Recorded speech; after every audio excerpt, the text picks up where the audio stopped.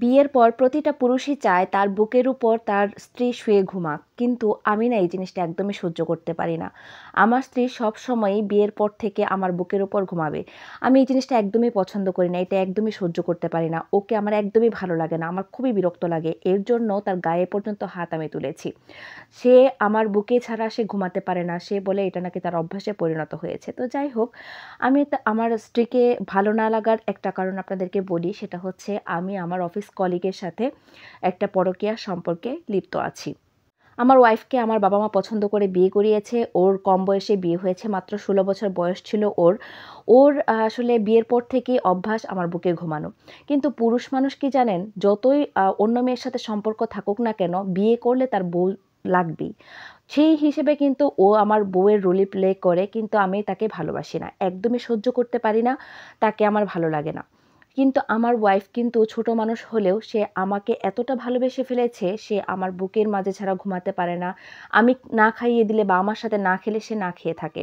মাঝে, মাঝে আমি আমার পরকীয়া প্রেমিকা মানে আমার অফিস কলিগ যে তার সাথে লাঞ্চ করে বা ডিনার করে যখন বাসায় ফিরি, তখন সে আমি যদি বলি বাসায় এসে যে আমি খাবো না, তখন সে আমাকে বলে যে আমিও আজকে খাবো না। আপনি না খেলে আমি খাবো না। সে অবশ্য আমাকে আপনি করে বলে, কারণ যেহেতু আমাদের এইজ অনেক বেশি গ্যাপ। আমি খুব দ্রুতই তাকে ডিভোর্স দিয়ে দিব এবং আমি আমার কলিগকে বিয়ে করব এই প্ল্যান করেছি এবং তাকে এইটা বলেছিও পর্যন্ত। সে আমাকে বলেছে যে, "আচ্ছা ঠিক আছে, আপনি যতদিন আমার সাথে সংসার করবেন ততদিন যেন আমি আপনার বুকে ঘুমাতে পারি। আপনার বুকে ছাড়া না আমার ঘুম আসে না।" এইভাবে সে বলে। কিন্তু আমি না খুবই বিরক্ত হই এবং এই অভ্যাসটার জন্য তার গায়ে পর্যন্ত অনেকবার হাত তুলেছি, অনেক বাজেভাবে কথা বলেছি, কিন্তু তারপরেও তার এই অভ্যাসটা আমি ছাড়াতে পারছি না।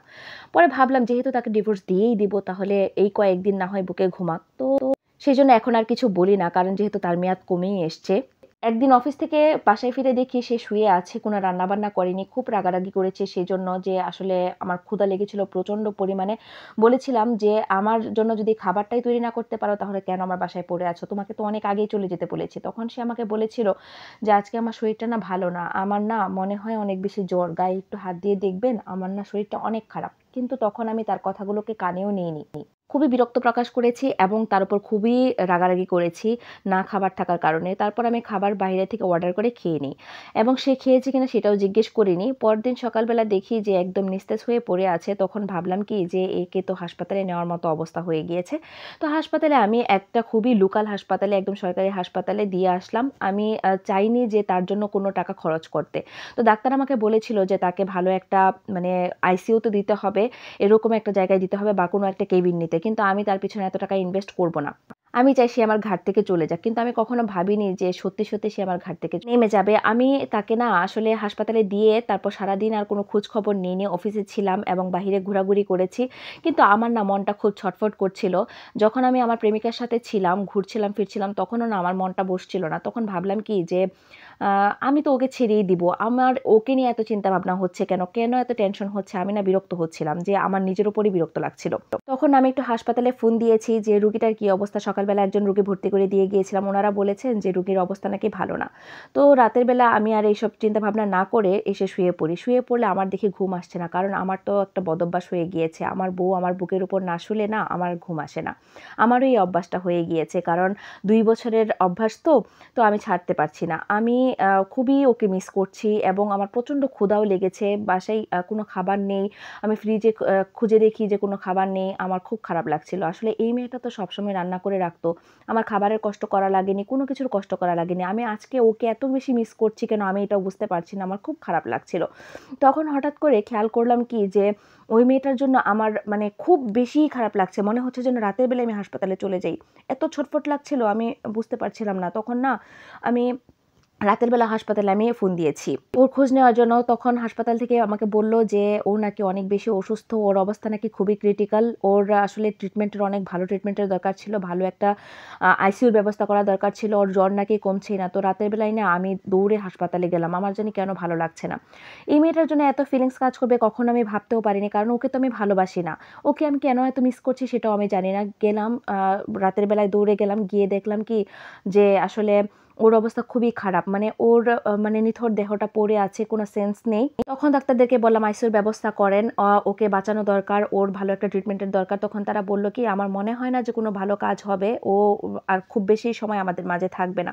তো ওকে খুব মানে ধাক্কাধাক্কি করছিলাম, যে বললাম যে তুমি এতদিন তো আমার বুকের উপর শুয়েছিলে, এই সে অনেক কিছু বললাম, মানে তার সাথে কাটানো মুহূর্তগুলো আমি বলছিলাম বারবারই তাকে ধরে ঝাঁকি দিয়ে দিয়ে যাতে ওর সেন্স ফিরে, কিন্তু ওর কোনো সেন্স ফিরছিল না। খুবই খারাপ লাগছিল আমার কাছে যে কেন এমনটা হচ্ছে, ওর জন্য আমার বুকটা কেন ফেটে যাচ্ছে আমি বুঝতে পারছি না।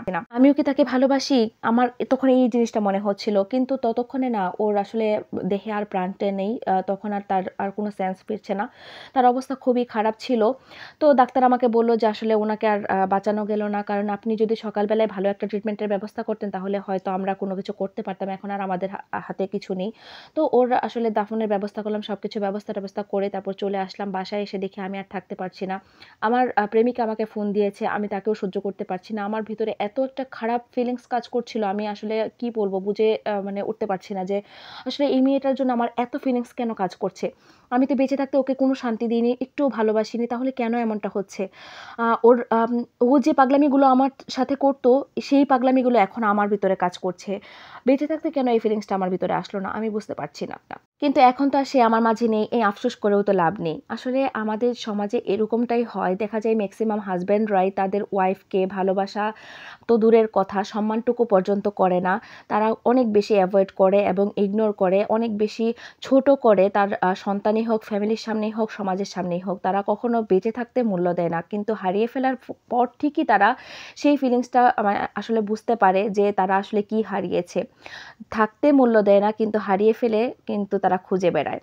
এই গল্পটা আমি ফেসবুক থেকে পেয়েছি। এই গল্পটা আমার কাছে খুবই ভালো লেগেছে এবং সেই ভাইয়ার আকুতিটাও আমার কাছে খুবই খারাপ লেগেছে। আমি জানি না এটা সত্য ঘটনা কিনা বা এটা কোনো কাল্পনিক ঘটনা কিনা। কিন্তু দেখেন, অনেক সমাজে কিন্তু এরকমটা হয়ে থাকে যে বেঁচে থাকতে ওয়াইফকে খুব বেশি অপমান, অপদস্থ করে হাসব্যান্ড, কিন্তু মরে যাওয়ার পর বা সে তার জীবনে না থাকার পর কিন্তু দেখা যায় কি সেই লোকটা এত বেশি মিস করে সেই মানুষটাকে, বা অন্য কেউ তার জীবনে আসার পর সে বুঝতে পারে তার আসলে স্থানটা কী ছিল। তো ভালো থাকবেন। আল্লাহ হাফেজ।